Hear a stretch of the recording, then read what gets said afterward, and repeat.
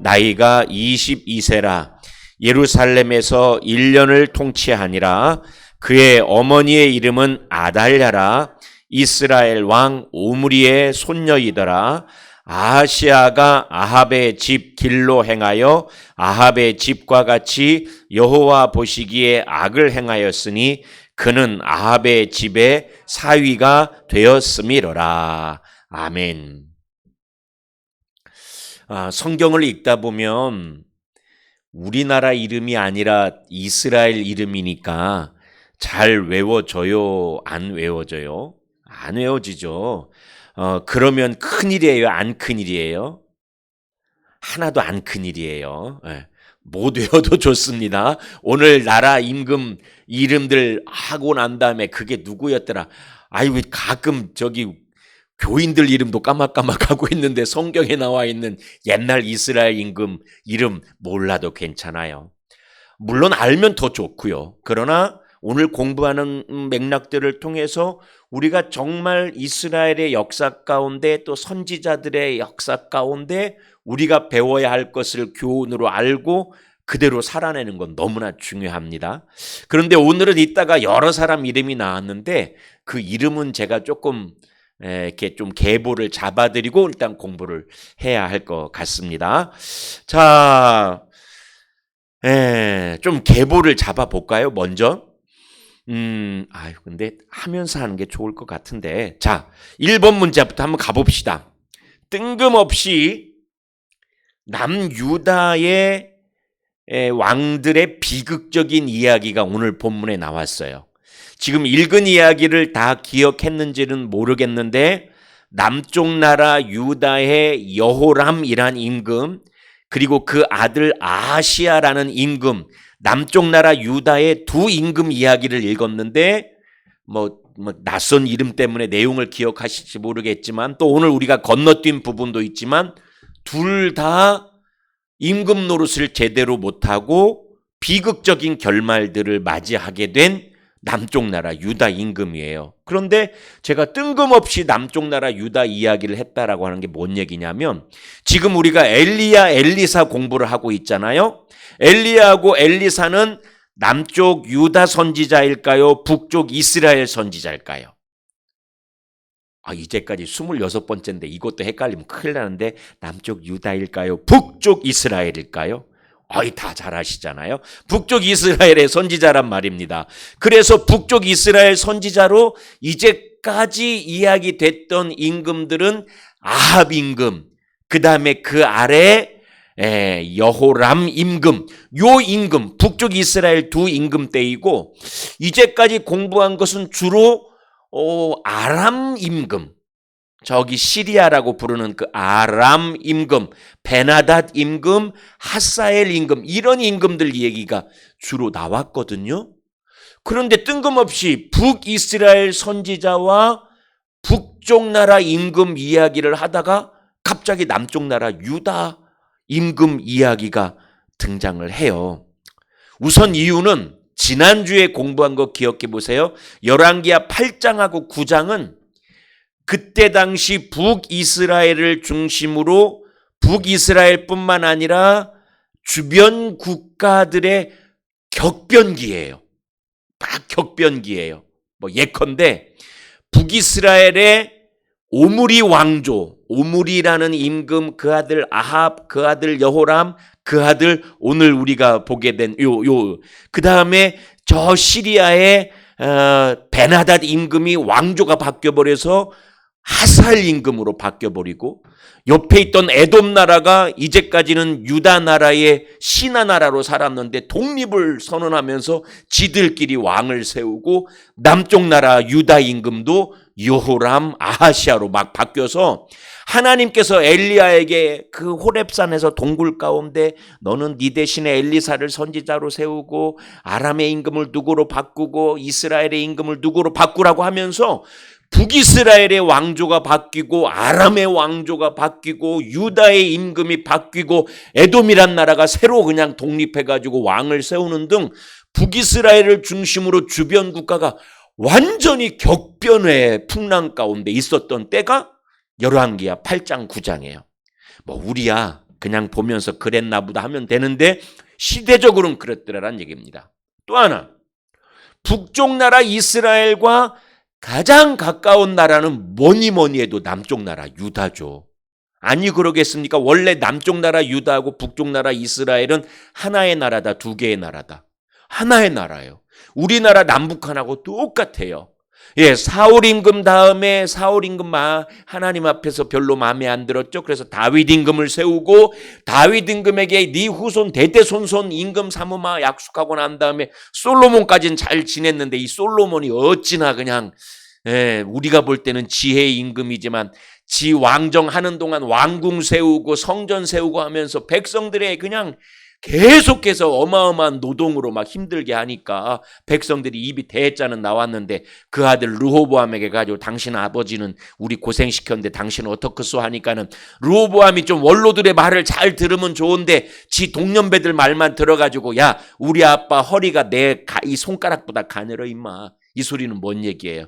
우리 아버지가 채찍으로 너희를 했으면 나는 전갈 채찍으로 너희들을 다스릴 거야 하면서 막 이러니까는 도무지 야 이거 못 살겠다 싶어가지고 여로보암이라는 솔로몬의 충성스러웠던 한때는 이 부하들을 중심으로 해가지고 북쪽 나라 10지파가 똘똘 뭉쳐가지고 지들끼리 나라를 만들어요. 그게 북이스라엘.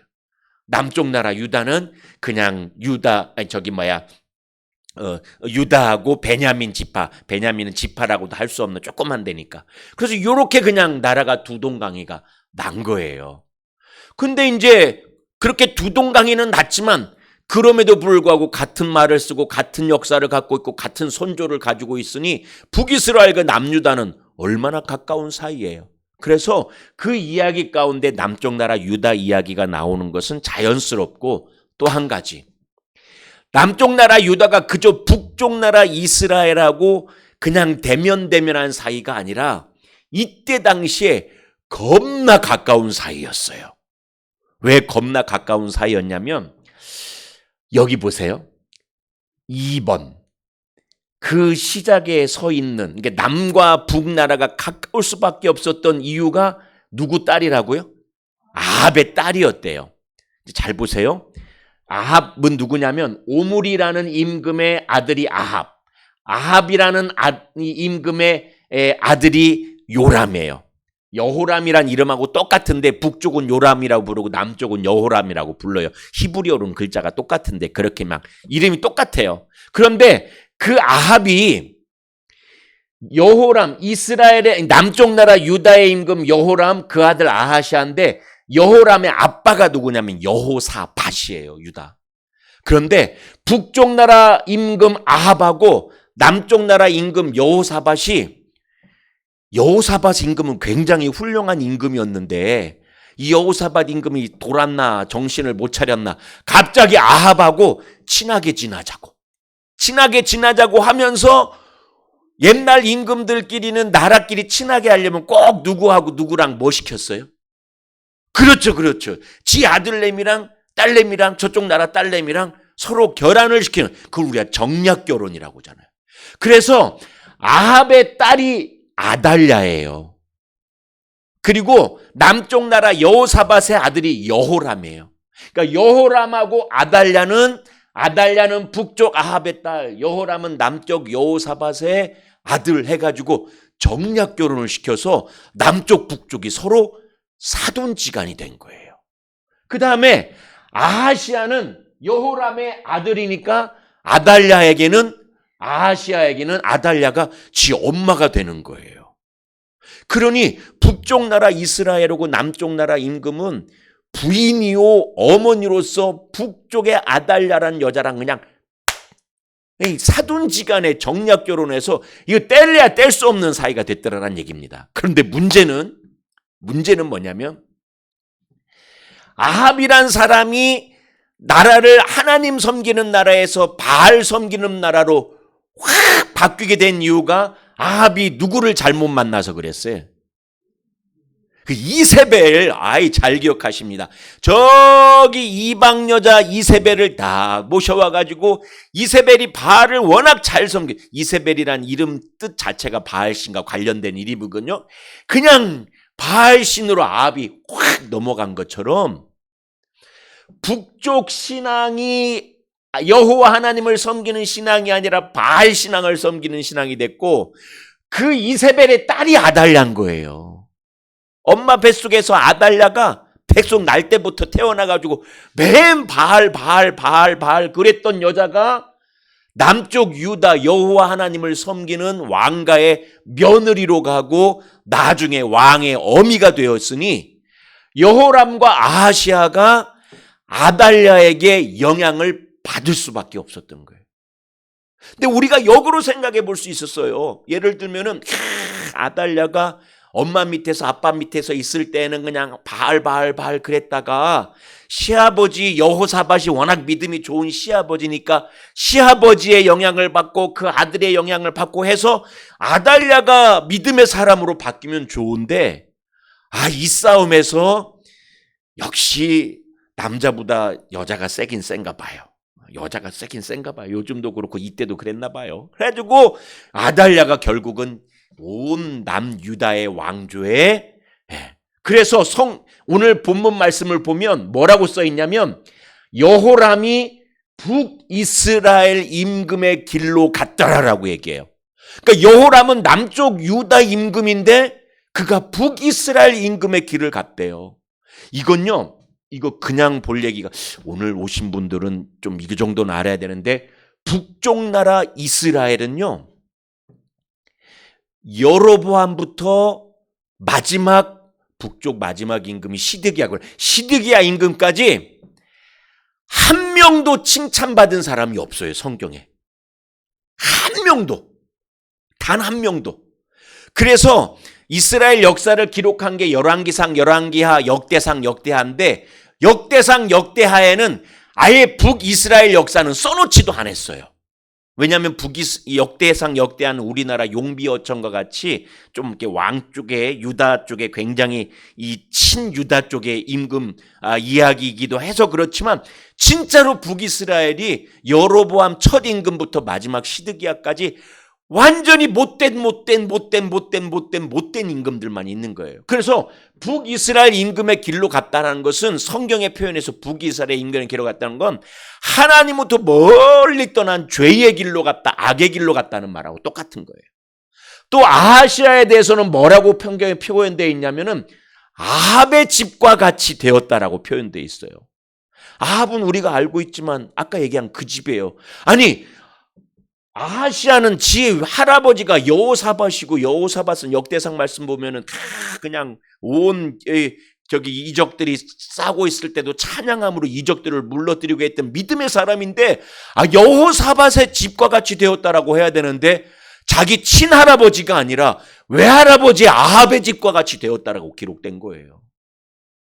결국은 뜬금없이 남유다 이야기를 기록한 이유가 뭐냐면, 이 남쪽 나라 유다, 그래도 하나님 붙들고 살아가는 이 민족이 북쪽 나라 이스라엘의 한 여인을 통하여서 결국 아합과 이세벨의 바알 신앙이 남쪽 나라 유다에까지도 전염돼서 저들이 북이스라엘 임금의 길을 걷고 아합의 집과 같이 되었다라는 고발의 내용이 오늘 저와 여러분들이 읽은 내용입니다. 다음으로 한번 넘어가 보겠습니다. 그러면 구체적으로 그 비극의 내용이 뭘까?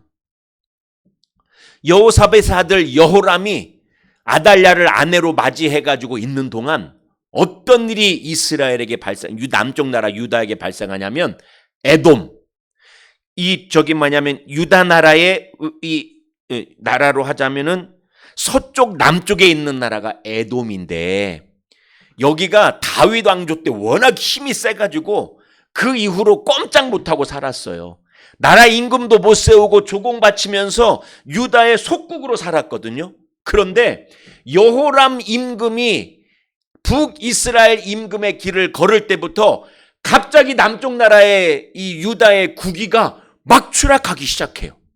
그러니까 나라의 국격이 떨어지고 국위가 추락하니까 문제는 뭐냐면 주변 나라들이 깔보기 시작하는 거예요.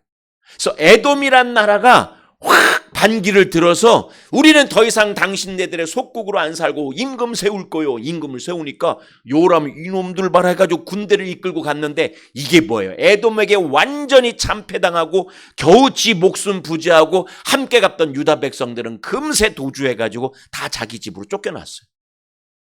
이랬던 적이 없는데 그렇게 된 거예요. 또 그 구절 보면은 오늘 본문에 나와 있지 않지만 림나라는 이제 원래는 이게 레위지파 사는 도성인데 이 지역 사람들이 왕조에게 반역을 막 하고 그래요. 그러니까는 주변에 있는 나라들, 속국들, 주변에 속해 있는 이 지역들에서 유다 왕조에 막 반기를 들고 모든 반기를 든 것을 제압하지 못하고 꼼짝없이 당하는 나라의 국위가 추락하는 시대를 살아요.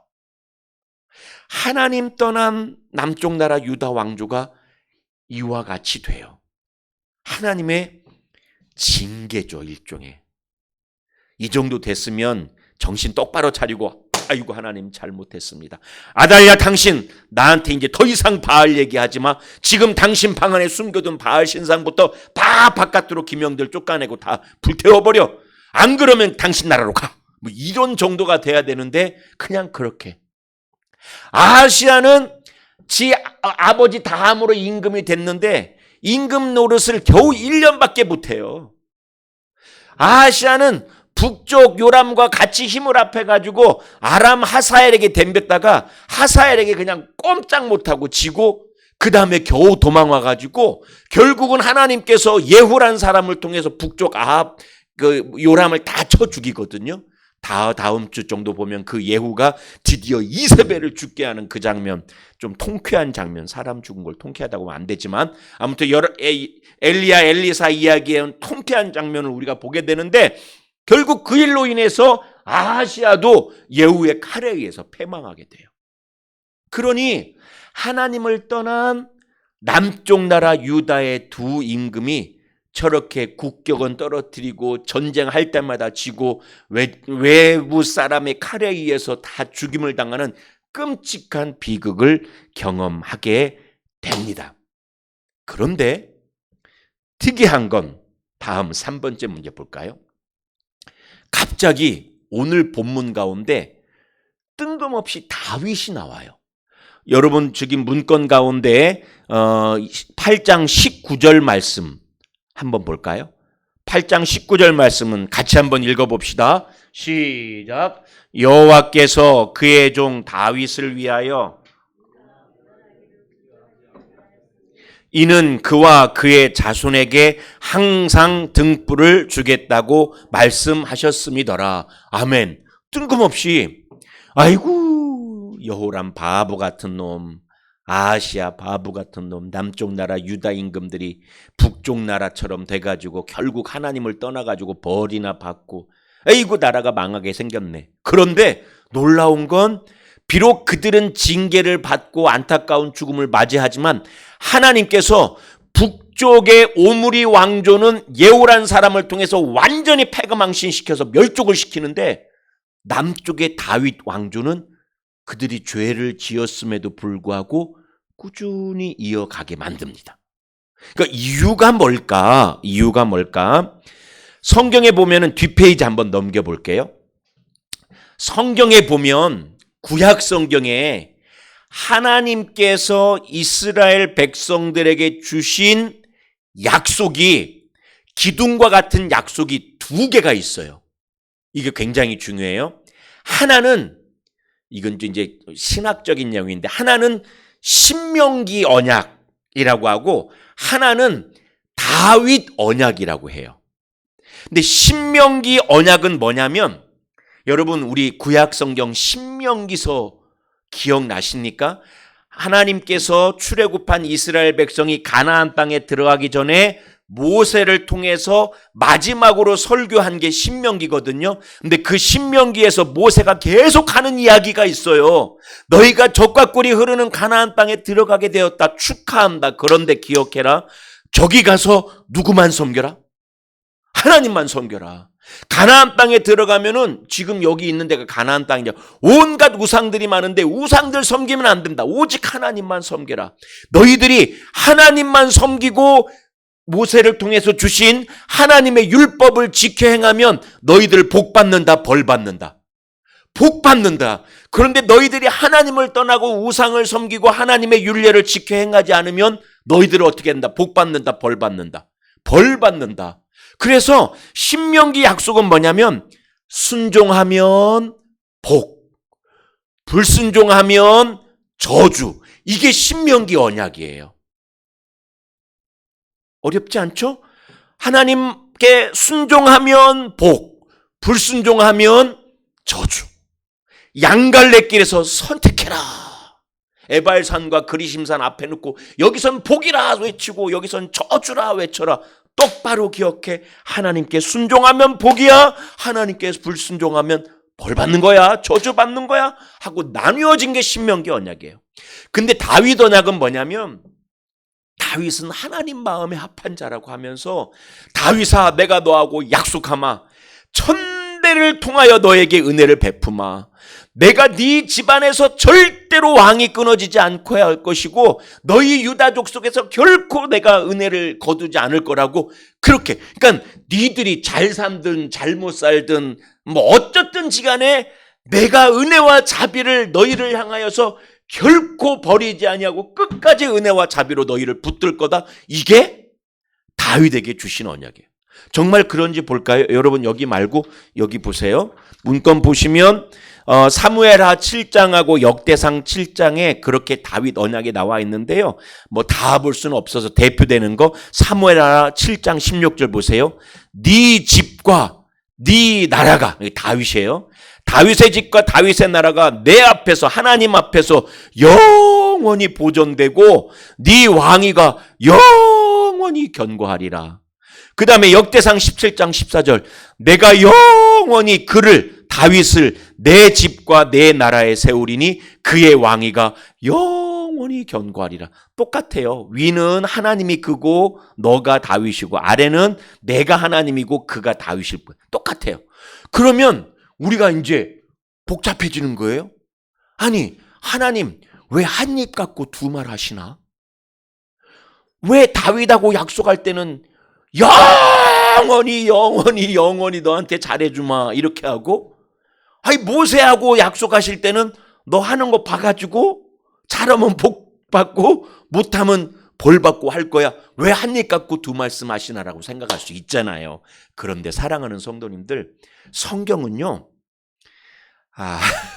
이렇게 표현하면 정말 죄송하지만 성경은 우리 지금은 집에 그런 시계가 없죠. 그런 시계가 없는데 성경은 보면 이 시계 옛날 집집마다 좀 부잣집 가면은 땡땡 이 괴종시계라고 하죠. 괴종시계가 나중에 전자식으로 올 때는 괴종 딱 달아놓기만 하고 가만히 있지만 옛날 태엽시계는 어떻게 됐어요? 왔다리 갔다리. 어떤 신경이 예민한 사람 때문에는 그것 때문에 잠도 못 자요. 이것 때문에 잠도 못 자는 사람. 잠만 들라고 하면은 땡땡땡 그러고 30분에 한 번씩 땡땡 그러고 그러니까 그런데 그 괴종시계 마냥 하나님의 말씀은 하나님이 마치 그 진동의 추처럼 왔다 갔다 하세요. 예컨대 제사장들의 메시지는 위로예요. 위로하는 메시지. 제사장은 죄를 용서하고 속죄하잖아요. 근데 예언자들의 메시지는 주로 뭐예요? 똑바로 살아 하고 혼내키는 거예요. 근데 성경을 읽었더니 계속 위로만 있으면 이건 유약한 사람 되는 거고 계속 혼만 내면 열등감 빠지는 사람이 될 거란 얘기예요. 때로는 위로의 말씀 때문에 힘을 얻고 때로는 진노의 말씀 때문에 우리가 경고를 얻는 거예요. 하나님의 말씀은 왔다 갔다 왔다 갔다 왔다 갔다 하세요. 그것을 종합적으로 하나로 통전시킨 분이 누구냐면 예수님이에요. 예수님은 우리의 예언자이시며 우리의 제사장이세요. 그래서 잘못 산 바리새인 서기관들에게 독사의 자식들아 회칠한 무덤들을 하지만 또 온 인류의 제사장 되셔서 자신의 몸을 십자가에서 피 흘려서 용서의 제물로 바치셨거든요. 그러니까 이처럼 성경은 왔다 갔다 그 긴장 사이에서 있어야 돼요. 다시 한번 예를 들어 볼게요. 자, 우리나라가 외국 가면 굉장히 외국 사람들이 깜짝 놀라게 하는 것이 뭐냐면 저기 용인 자연농원, 지금 자연농원이 아니지, 그게 뭐지? 에버랜드가 아니죠. 용인 자연농원은 에버랜드가 아니고 민속촌, 한국 민속촌. 민속촌에 가면은 볼만한 게 그 저 안쪽에 들어가서 큰 마당에서 꼭 그거래요. 그 기와집 옆쪽에서 줄타기. 근데 생각해 보세요. 줄타기 하는 사람이 가만히 서 있을 수 있나요? 안 돼요. 줄타기 하는 사람이 부채 하나 들고 기우뚱기우뚱해요. 왼쪽으로 가면 오른쪽으로, 오른쪽으로 가면 왼쪽으로 하면서 이렇게 하는 거지. 이렇게 줄타기 하는 사람이 어디 있어요? 그러니까 가운데 길을 간다는 것이 반드시 가는 것이 아니라 좌우 왔다 갔다 하면서 이게 이제 도통하면은 줄의 반동과 몸의 흐름을 가지고 안정감 있게 가는 거지, 실은 왔다리 갔다리 하는 거예요. 신앙생활이라는 게 뭐냐면 요거 두 언약의 긴장 속에서 신앙생활 하는 거예요. 예를 들면은 내가 너무나 낙심하고 좌절하고 절망할 수밖에 없는 상황에서는 어떤 언약이 나를 붙들면 좋아요? 다윗의 언약. 걱정하지 마. 내가 영원토록 너를 붙들어 주마. 그런데 내 신앙생활이 조금 곁길로 가고 교만방자해지고 자꾸만 이상해지면 어떤 언약이 나를 붙들어야 돼요? 네가 내 말씀에 순종하면 복이 되겠지만 정신 차려. 내 말에 불순종하면 너에게 저주가 임할지도 몰라.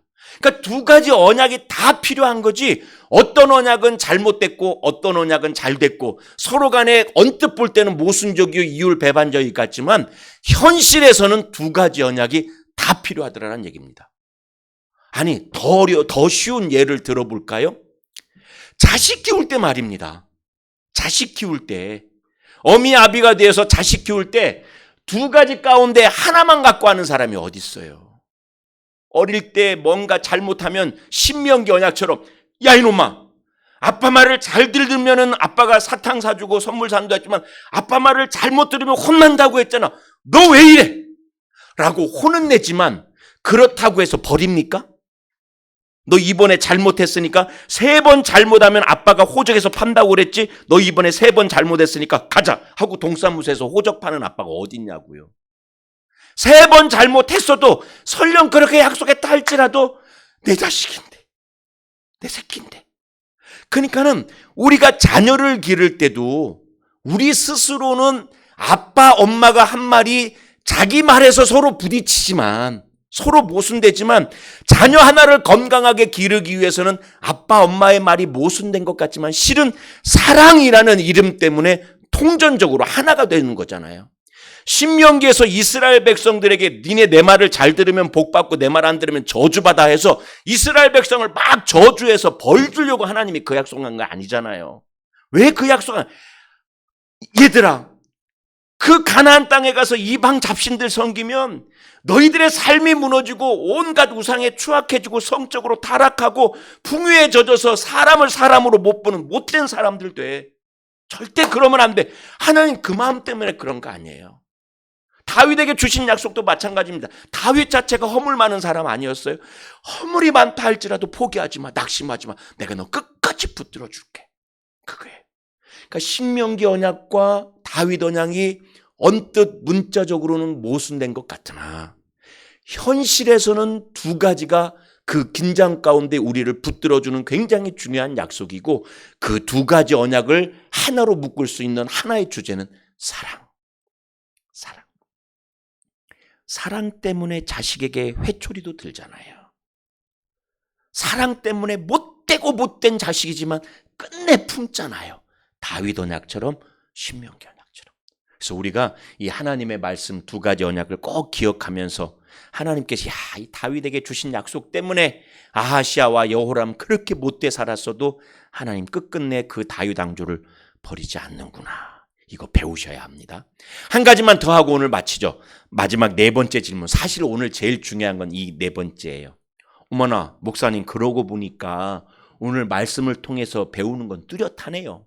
왜냐하면 여호람하고 아하시아가 할아버지 여호사밧, 아버지 여호사밧의 좋은 영향을 받지 못하고 오히려 저기 북쪽 아합의 딸인 그 아달랴 아내의 영향과 아달랴 어머니의 영향 때문에 그들이 다윗의 길을 가지 않고 아합의 길을 가고 다윗의 집과 같이 되지 않고 아합의 집과 같이 되었네요.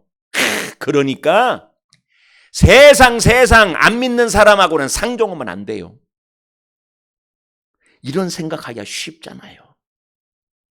오늘 우리에게 가르쳐주는 것이 그리스도인은 세상과 분리하여 격리되어 섬처럼 고립되어 살아가려는 말일까? 정말 그런 말일까? 근데 진짜로 그리스도인들 가운데 세상과 분리되어 격리되어 신앙 지키며 살겠다는 공동체들이 있긴 있어요. 저기 미국 가면 지금도 한조사님 아미시 맞지?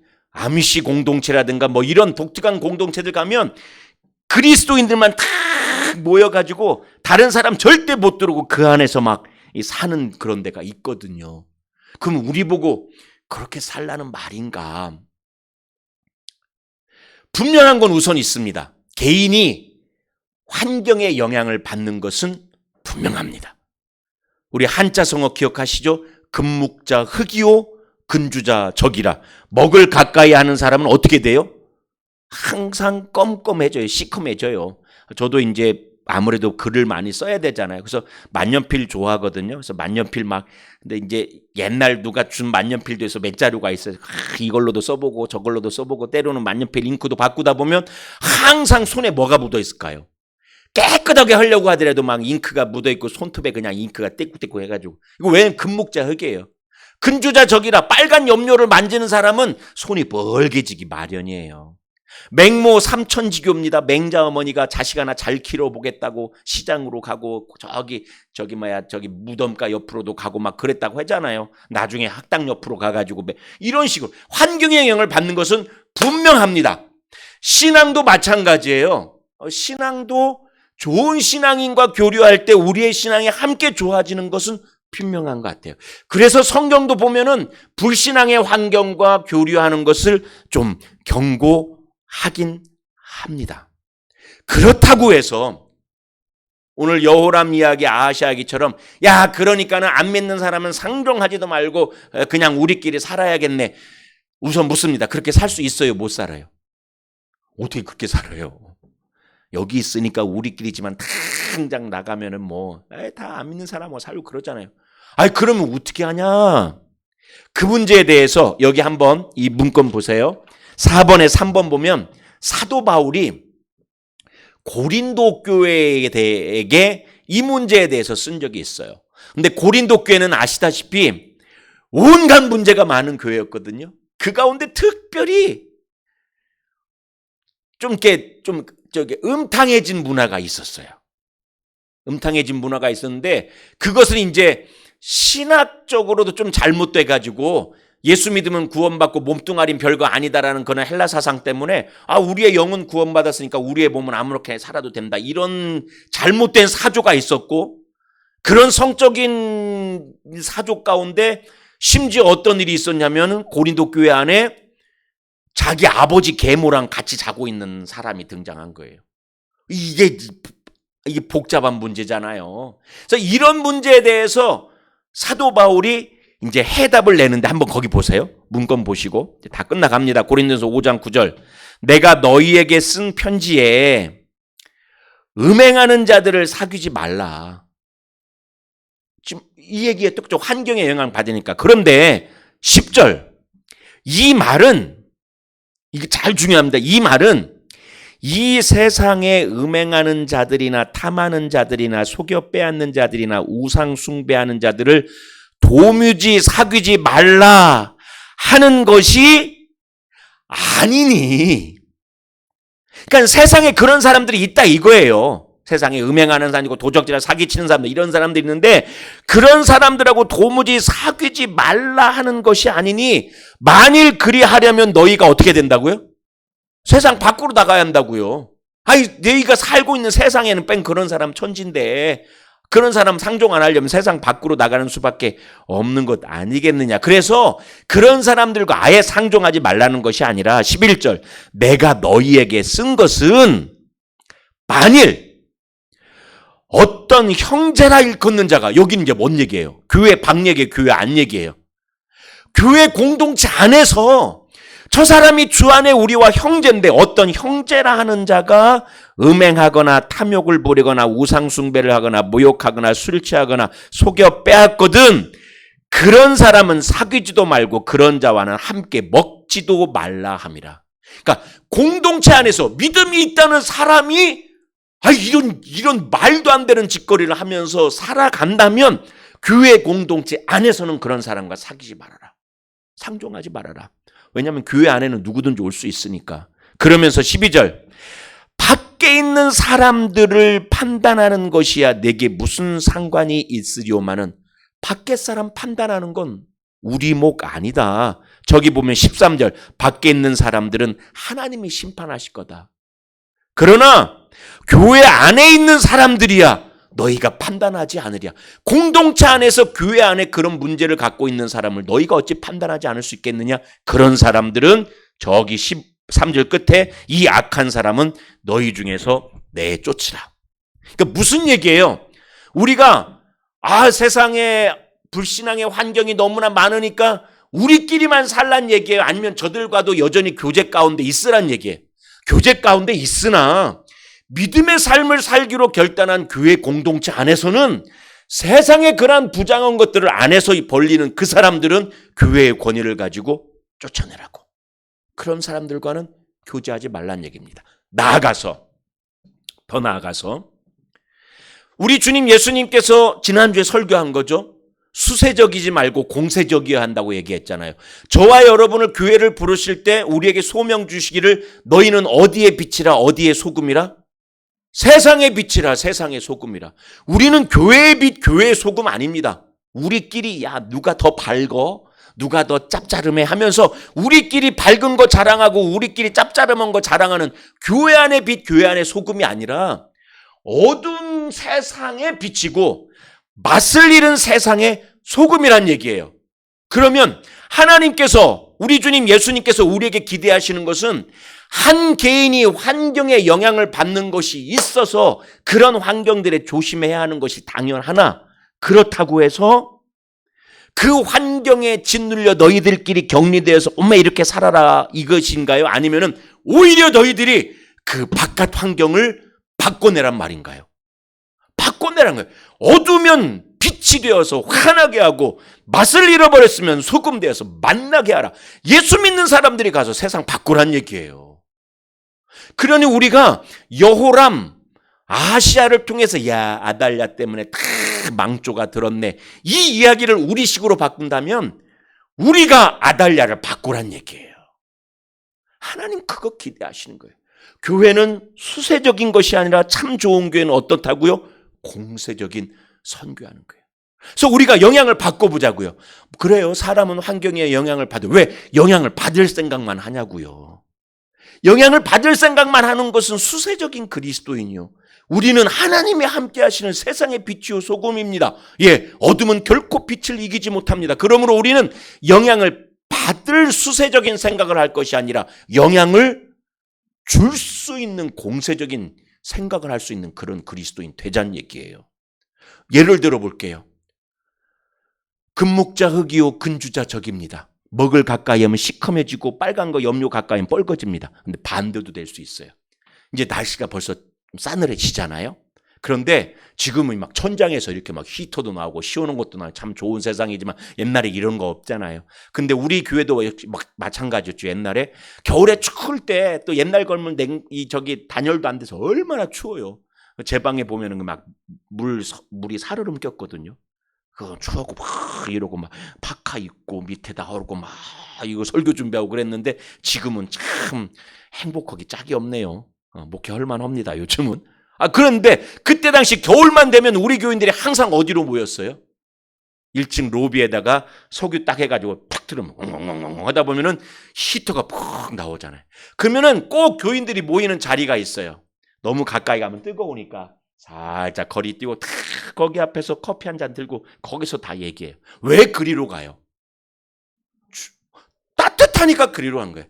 항상 겨울에 추울 때 난로 옆에는 사람들이 보여요. 예를 들어서 여기가 큰 칸만 더 갑시다. 근데 이 앞에 작은 불 하나를 켜놔봐요. 그럼 사람들이 어디로 갈까요?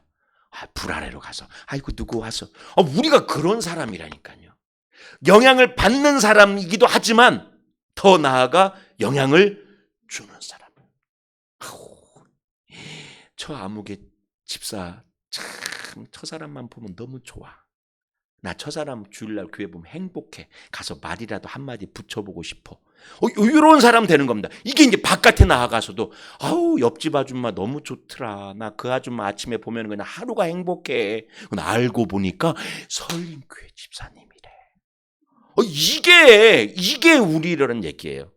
나 방금 겁나게 행복했어요. 오기 전에 보림장 아주머니 여기 옆에 공사 못 안 하고 있잖아요. 거기도 그 건물주가 공사하다가 부시고 났는데 그냥 금리 엄청 올라가지고 결국 지금 부수지도 못했어요. 아세요 혹시? 여기 주차장 하고 있는데 거기 밑에 마감만 났지 그 열면은 아래 거의 당구장도 있고 탁구장도 있고 지금 그대로예요. 부시질 못했어요. 돈. 아주 그러니까 언제 지을지 모르는 거예요. 보림장 사장이 그 옛날 중국집에서 쓰던 건 다 저기 하남 창고에다 갖다 놨는데 어쩔 줄 모르고 있는데 그래서 요즘 어떻게 지나니까는 개인 택시 어떻게든 해가지고 우리 집사님도 계시는데 택시 해가지고 요즘 택시 운전하고 다닌다고. 그러면서 하시는 소리가 방금 여기서 그냥 이렇게 들어오더라고요. 그래서 왜냐니까는 수요일이라 예배는 있을 것 같고 목사님 보고 싶어서 왔다고. 진짜로. 그 사장님하고 그 사모님하고 해서 그래서 보고 싶은 사람이 올라면 주일날 와야지 왜 이따 오냐고 했더니 주일날 지금 둘이서 한번 올 생각하고 있다고. 이게 뭔 얘기냐면 그래도 제가 보림장 가서 설림교회 목사가 밑빼지는 않았구나. 보고 싶은 사람 됐구나. 교회 가려면 저 교회 가야겠구나 하는 사람 됐구나. 그렇게 살자고요. 저 지금 제 자랑하는 겁니다. 그렇게. 그래서 우리가 오늘 말씀을 통해서 여호람 아하시아처럼 아이고 결국은 그냥 악화의 영향을 받아서 지도 그렇게 이게 아니라 그런 세상이라도 우리는 빛소금 되어서 선한 영향력을 끼칠 수 있는 자리까지 나아가자. 우리 믿음 지키겠나로 그냥 벽 높이 세워서 내 곁에 오지 마 하는 그런 그리스도인이 아니라 누구든지 바꿔낼 수 있는 능력 있는 저와 여러분 되시기를 주님의 이름으로 부탁드립니다. 오늘 여기까지 하고요. 금요일 날도 같이 모여서 기도했으면 너무 좋겠습니다.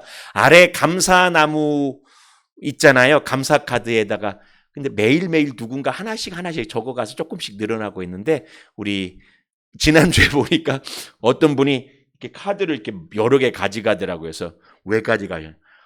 알아요. 이번 주에 뭔 감사한 내용이 있을 점에서 집에 가서 써오겠다고 가져가시는 분도 계시는데 어쨌건 일상생활을 통해서 감사한 제목이 있을 때는 거기다 늘 감사 제목 이름 안 적어도 됩니다. 그냥 적고 싶으면 적으셔도 되고 왜냐하면 감사 내용을 같이 아는 것도 너무 행복한 일이잖아요. 그래서 편하게 감사 카드에 감사나무 적는 것도 동참해 주시고 123 기도 늘 같이 해주시고 구체적으로 전도합시다. 전도하는 우리 교회 되었으면 좋겠습니다. 기도하고 마치겠습니다.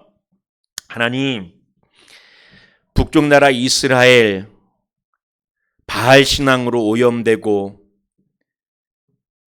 아달랴란 여인을 통해서 남쪽 나라의 여호람 아하시아가 그들이 남쪽 나라 유다의 임금이었음에도 불구하고 북쪽 나라 이스라엘 임금들의 길을 가고 다윗의 집안이었음에도 불구하고 아합 집안처럼 되고 말았다는 안타까운 비극적인 이야기를 오늘 우리가 말씀을 통해서 보았습니다. 하지만 하나님, 우리에게는 더 큰 믿음 주시고 성령의 충만함을 허락하여 주셔서 세상 악한 권세에 짓눌려 끼리 겨우겨우 버티는 신앙으로 살아가는 사람이 아니라 오히려 세상에 빛되고 소금되어 어두운 세상을 환히 비추고 살맛을 잃어버린 세상을 살맛 나는 세상으로 바꿔내는 선한 영향력을 힘껏 끼치는 위대한 그리스도인으로 살아가게 하여 주시옵소서. 우리 교회가 그런 힘 있는 위대한 교회 되게 하여 주시옵소서. 돌아가는 걸음도 함께 하실 줄로 믿고 감사드리며 예수 이름으로 기도드립니다. 아멘.